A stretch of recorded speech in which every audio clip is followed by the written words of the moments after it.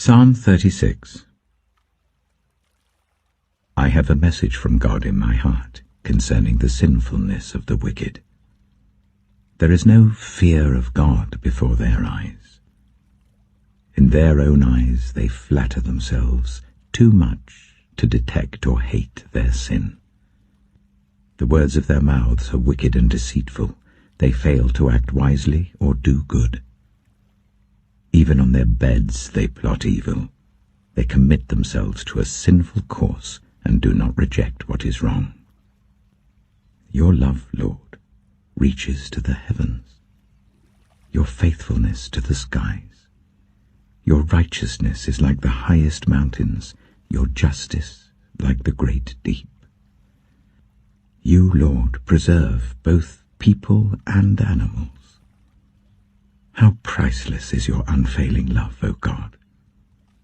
People take refuge in the shadow of your wings. They feast on the abundance of your house. You give them drink from your river of delights. For with you is the fountain of life. In your light we see light. Continue your love to those who know you, your righteousness to the upright in heart. May the foot of the proud not come against me, nor the hand of the wicked drive me away.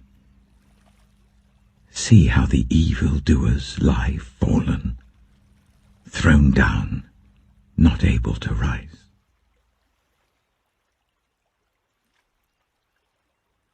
Proverbs chapter 5. My son, pay attention to my wisdom. Turn your ear to my words of insight, that you may maintain discretion, and your lips may preserve knowledge. For the lips of the adulterous woman drip honey, and her speech is smoother than oil. But in the end she is bitter as gall, sharp as a double-edged sword. Her feet go down to death, her steps lead straight to the grave. She gives no thought to the way of life, her paths wander aimlessly, but she does not know it. Now then, my sons, listen to me. Do not turn aside from what I say. Keep to a path far from her. Do not go near the door of her house, lest you lose your honor to others and your dignity to one who is cruel, lest strangers feast on your wealth and your toil enrich the house of another. At the end of your life you will groan when your flesh and body are spent. You will say, how I hated discipline, how my heart spurned correction. I would not obey my teachers or turn my ear to my instructors, and I was soon in serious trouble in the assembly of God's people. Drink water from your own cistern, running water from your own well. Should your springs overflow in the streets, your streams of water in the public squares, let them be yours alone, never to be shared with strangers. May your fountain be blessed, and may you rejoice in the wife of your youth. A loving doe, a graceful deer, may her breasts satisfy you always. May you ever be intoxicated with her love. Why, my son, be intoxicated with another man's wife? Why embrace the bosom of a wayward woman? For your ways are in full view of the Lord, and he examines all your paths. The evil deeds of the wicked ensnare them. The cords of their sins hold them fast. For lack of discipline they will die, led astray by their own great folly.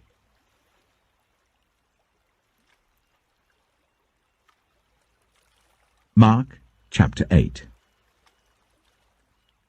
During those days another large crowd gathered.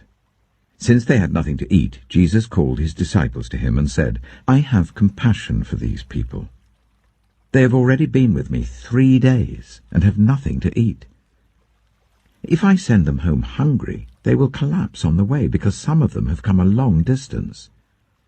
His disciples answered, But where in this remote place can anyone get enough bread to feed them? How many loaves do you have? Jesus asked. 7, they replied. He told the crowd to sit down on the ground. When he had taken the 7 loaves and given thanks, he broke them and gave them to his disciples to distribute to the people, and they did so. They had a few small fish as well. He gave thanks for them also, and told the disciples to distribute them. The people ate and were satisfied. Afterwards the disciples picked up 7 basketfuls of broken pieces that were left over. About 4,000 were present. After he had sent them away, he got into the boat with his disciples and went to the region of Dalmanutha.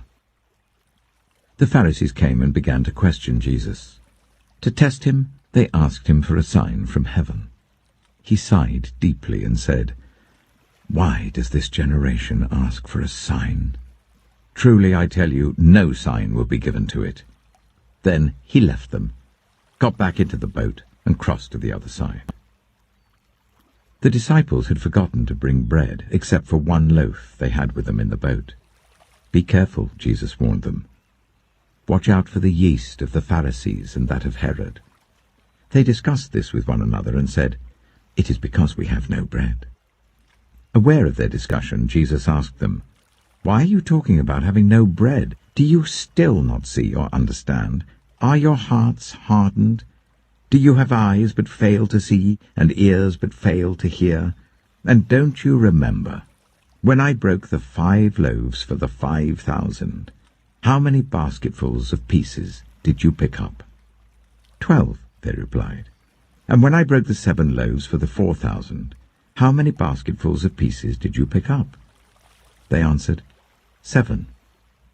He said to them, "Do you still not understand?" They came to Bethsaida, and some people brought a blind man and begged Jesus to touch him. He took the blind man by the hand and led him outside the village.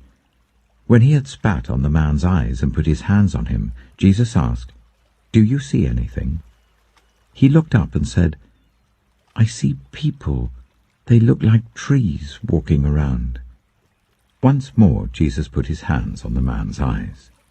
Then his eyes were opened, his sight was restored, and he saw everything clearly.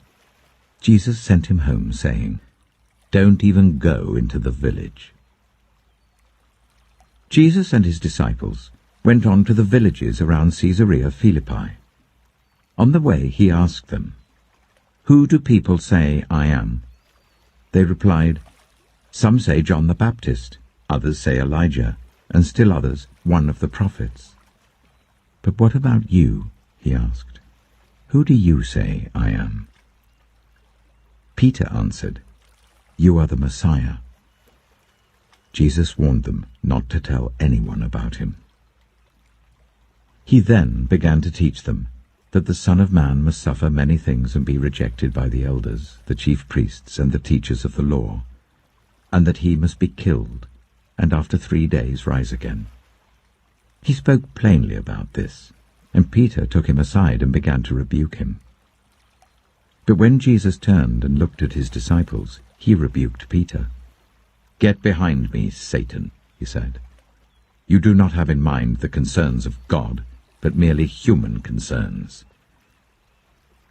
Then he called the crowd to him along with his disciples and said, "Whoever wants to be my disciple must deny themselves and take up their cross and follow me.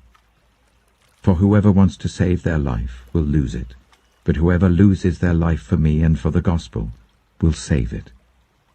What good is it for someone to gain the whole world, yet forfeit their soul? Or what can anyone give in exchange for their soul? If anyone is ashamed of me and my words in this adulterous and sinful generation, the Son of Man will be ashamed of them when he comes in his Father's glory with the holy angels."